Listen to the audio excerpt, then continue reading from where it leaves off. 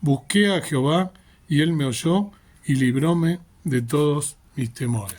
Fíjense la inspiración de David en este momento, ¿no?, tan terrible de su vida, y cómo Dios lo utiliza y cómo nos deja él expresado su sentimiento y a quién acude, ¿no? Acude justamente al Dios que él llamaba el Dios de Israel.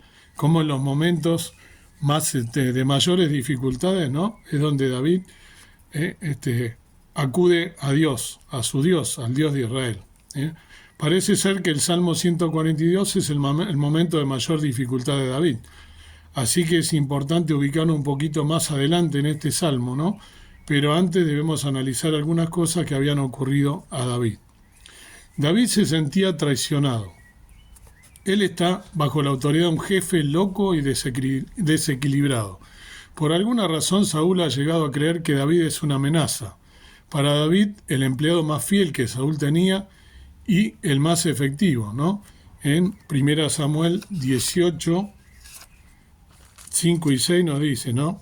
Y salía David a donde quiera que Saúl le enviaba y portábase prudentemente. Hízolo por tanto Saúl capitán de gente de guerra, y era acepto en los ojos de todo el pueblo y en los ojos de los criados de Saúl. Y aconteció que como volvían ellos, cuando David tornó de matar al filisteo, salieron las mujeres de toda la ciudad de Israel cantando y con danzas, con tamboriles y con alegrías y sonajas a recibir al rey Saúl. Era muy triste pensar que su jefe sospechara de él. Una de las cosas más duras en la vida de un líder o una persona es que a pesar de su efectividad y fidelidad, se le vea con sospecha y se trate de destruirlo.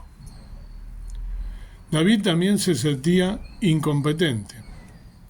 Ella no puede hacerle frente al problema. Podríamos pensar que hay dos tipos de incompetencia. La primera es cuando yo no tengo los conocimientos para enfrentar el reto que se me pone por delante. La solución de este tipo de incompetencia es simplemente adquirir las capacidades que necesito para enfrentar el problema. Pero hay otro tipo de incompetencia, y es cuando a pesar de tener las habilidades y capacidades, yo no puedo manejar el problema porque se sale de mis manos y de mis capacidades. Es en ese momento que me doy por vencido y decido renunciar.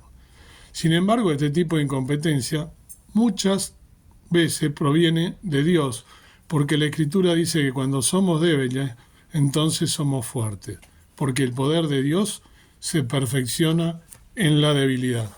Y cuando no, ¿quién es el que escribe esto y el que nos recuerda? Sino el mismo apóstol Pablo, ¿no? En 1 Corintios 12, del 7 al 9, el apóstol Pablo, con su autoridad característica, nos dice: empero a cada uno les da manifestación del Espíritu para provecho, porque a la verdad a este es dada por el Espíritu palabra de sabiduría, a otro palabra de ciencia según el mismo Espíritu, a otro fe por el mismo Espíritu, y a otro dones de sanidades por el mismo Espíritu. Dios muchas veces nos lleva por ese camino de incompetencia para mostrarnos que la promesa, en el caso de David de ser rey, depende de su poder y no de nuestras habilidades. David también está herido emocionalmente. Si nos vamos unos versos atrás, dice en 1 Samuel 20:41, 1 Samuel 20:41, dice: y luego que el muchacho se hubo ido, se levantó David de la parte del mediodía, e inclinóse 3 veces postrándose hasta la tierra, y besándose el uno al otro, lloraron el uno con el otro, aunque David lloró más. ¿A qué se refiere? David acaba de perder lo único bueno y lo mejor que todavía le quedaba en su antiguo trabajo. Ha perdido a su amigo Jonatán. Una de las cosas que nos hace descender a la cueva de Adulam es precisamente el costo emocional que pagamos con las personas que queremos y amamos. No hay peor cosa que perder a alguien que uno ama, y David acaba de perder a su mejor amigo. David también se desgasta espiritualmente. En el capítulo 21 encontramos que él va huyendo, y cuando el sacerdote Abiatar le pregunta qué anda haciendo, David comete un error. Él se interesa en mantener su imagen de que nada pasa mintiendo. Esa mentira luego le costará la vida a 85 sacerdotes, como acabamos de verlo hace un rato. ¿Por qué no le dijo la verdad al hombre de Dios? ¿Por qué mintió? ¿Por qué David no se permitió decir que tenía problemas y que necesitaba ayuda? Cuando las personas niegan su necesidad, entonces no pueden ser sanadas. En muchos lugares la gente vive enmascarada, aparentando no tener ningún problema y no quieren mostrarnos que son humanos, que pecan, que tienen necesidades. Es acertado tener un vocabulario de fe, pero muchas veces también es bueno mostrar mi lado humano. Yo he decidido ser humano y aferrarme a las promesas de Dios cuando me siento en problemas. David comete decisiones en la carne, ¿sí? Dice en el pasaje que David se fue a Aquís, rey de Gat. ¿Y dónde queda eso? Es la tierra de Goliat, el enemigo que venció a David. Una cosa que se ve en el pasaje es que la carnalidad es tomar el control de nuestra vida uno mismo. Es decir, es poner en el centro el yo y no a Dios. David había perdido la perspectiva de quién era, de lo que Dios dijo que sería. Fíjense en 1 Samuel 22:3. Y fuese David de allí a Mizpa de Moab y dijo al rey de Moab: yo te ruego que mi padre y mi madre estén con vosotros, ¿no? Lo que había leído antes de que sepa lo que Dios hará de mí. ¿Cómo así? ¿Es que no lo sabe? No, Dios le ha dicho que será rey. ¿Cómo se lo ha olvidado? Luego noten el verso 12, ¿no? Dice: y Saúl le dijo: oye ahora, hijo de Ahitob. Y él dijo: heme aquí, señor mío, ¿no? Él tuvo un gran temor. Uno tiene temor cuando quita la vista de Dios y las pone en las circunstancias, ¿no?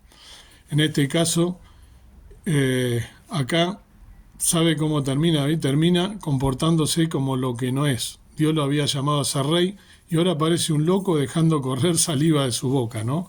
Esto estamos hablando ya cuando avanza, ¿se acuerdan que se hace pasar por loco? Dios lo había llamado a ser rey, ¿no? Y él ahora parece como que está dando lástima. Cuando perdemos la perspectiva, terminamos en la carne y luego nos deterioramos y terminamos en formas a las que Dios no nos llamó. ¿Cómo nos enfrentamos a la cueva de Adulam? Salmo 142, ¿no? Que acabo de leer. David se enfrentó, según el Salmo 142, de una manera interesante.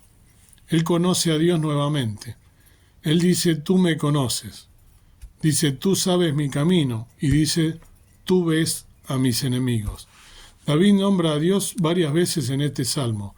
Parece ser que quiere volver a conocer a ese Dios que le había dado la promesa hace algunos años atrás. Allí es donde debemos empezar, volver a tener una relación fresca con Dios. Apela a su favor. David le pide a Dios en casi unas 7 veces que haga algo por él y le pide que le ayude, que venza a sus enemigos, que tome venganza, que lo refugie en sus manos. Solo el favor de Dios nos hará salir adelante. Debemos mirar como Dios mira. Si notamos el Salmo, vuelve a mostrar lo que Dios promete y cómo Él ve la situación de David. Debemos retomar los lentes de Dios y mirar las cosas como Él las ve. Con esa visión vamos a poder salir adelante. Busca ser de bendición. Si miramos el verso 7, ¿no?, del Salmo 142 que habíamos leído, verso 7, él dice: saca mi alma de la cárcel para que alabe tu nombre. Me rodearán los justos porque tú me serás propicio. La palabra alabar aquí va más allá de un canto, un testimonio en la iglesia de 2 o 3 minutos. El término habla de ministrar a otros con la persona de Dios y animar a otros porque Dios nos ha sido favorable. David anticipa que muchas personas llegarán donde él y él podrá ayudarlas después de que salga de la cueva de Adulam. Intentar en la fuerza de Dios. David llega al momento en que entrega su carga a Dios. Sabe cuándo descansó Jesús en la cruz, cuando dijo: en tus manos encomiendo mi espíritu. Hasta Jesús tuvo un momento en que se rindió en las manos y la fuerza de su Padre. Eso es lo que Dios espera de nosotros. Quizás ha llegado el tiempo de rendirse en las manos de Dios para que Él tome su espíritu y lo resucite 3 días después. Observar la victoria por fe. Al final David termina como una nota de fe. tú me serás propicio, como acabamos de leer.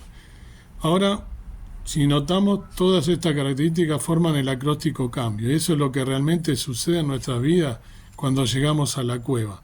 Es el lugar donde Dios nos cambia. ¿Qué sacamos de la cueva de Adulán? El Salmo 34, ¿no? David escribe el Salmo 34 y allí tiene un grupo de personas que lo siguen. Entonces el Salmo es una charla motivacional para esos seguidores de David. Ahora David puede predicar y enseñar porque ya no solo es teoría, sino también vida. Veamos ahora cómo hace su discurso motivacional.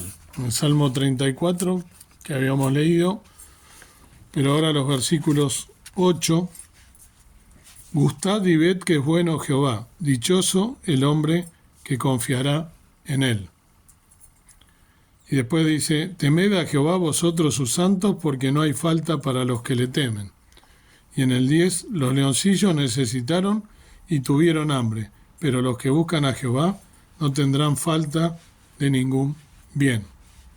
Finalmente, del 19 al 22 dice, muchos son los males del justo, mas de todos ellos los librará Jehová. Él guarda todos sus huesos, ni uno de ellos será quebrantado. Matará al malo la maldad, y los que aborrecen al justo serán asolados. Jehová redime el alma de sus siervos, y no serán asolados cuantos en él confían. ¿Cuál sería la conclusión de todo esto? Quizá te encuentres en una cueva en este momento, pero no hay que tener temor. Si esa cueva es parte del plan de Dios, sacará algo grande. Y lo más grande es que conocerás a Dios de una forma diferente y fresca. A modo de conclusión también volvemos a Pablo, 1 Corintios 1, del 27 al 31. Antes lo necio del mundo escogió Dios para avergonzar a los sabios, y lo flaco del mundo escogió Dios para avergonzar lo fuerte.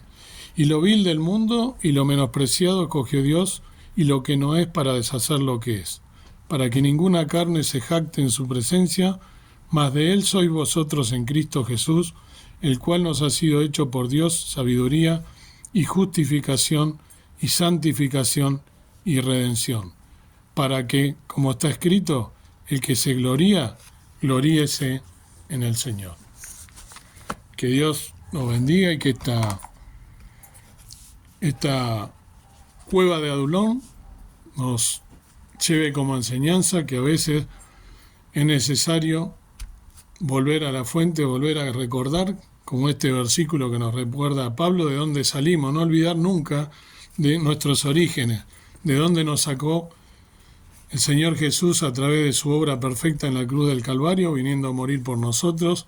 De lo vil y no menospreciado escogió Dios, y nos sacó del lodo cenagoso, nos sacó de lo vil, de lo menospreciado del mundo, y quiere hacernos herramientas útiles en sus manos. Así como David cayó siendo perseguido por Saúl en esa cueva con un propósito, como todo tiene un propósito en la vida de aquellos que a Dios aman, ¿no? Como ese versículo de Pablo que dice, ¿no?, que a los que Dios aman todas las cosas los ayudan a bien, es a saber, a los que son llamados de acuerdo al propósito, que podamos de esta manera, como lo hizo David, al caer en la cueva de Adulón. Quién sabe cuál es tu situación, cuáles son tus problemas, quizás estés pasando por pruebas, por dificultades, así como David, reconocer sus errores, reconocer todas sus bajezas, arrepentirse, pedirle perdón a Dios y tomarse de la mano del Señor Jesús, que nos sacó de lo más bajo, de lo vil, de lo preciado del mundo, para utilizarnos y para ser siervos. Nunca olvidar de dónde salimos, y así como el rey David, este siervo fiel, que a pesar de sus pecados, a pesar de ser una persona que tenía sus defectos como nosotros, como tantos otros que la Biblia nos deja, tanto lo bueno como lo malo, para que veamos que eran personas como nosotros, que nosotros no debemos endiosar a nadie, sino que nos deben servir para rescatar y vernos en ellos, nosotros también ver lo malo y ver lo bueno y ver cómo este siervo fiel,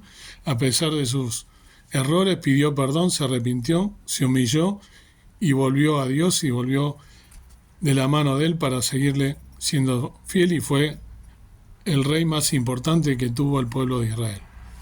Dios quiera que podamos entonces nosotros también, tomados de la mano de Dios y recordando a nuestro Señor Jesús que murió en la cruz del Calvario, ser instrumentos útiles en sus manos hasta su pronta venida, que podamos servirle y salir de la cueva de Adulam, de nuestra cueva de Adulam, de nuestros problemas, pero siempre sabiendo que hay un propósito, vencer todas esas pruebas y así como David, hacernos fuertes y ver cuál es el motivo que nos llevó hasta ese lugar. Que Dios nos bendiga.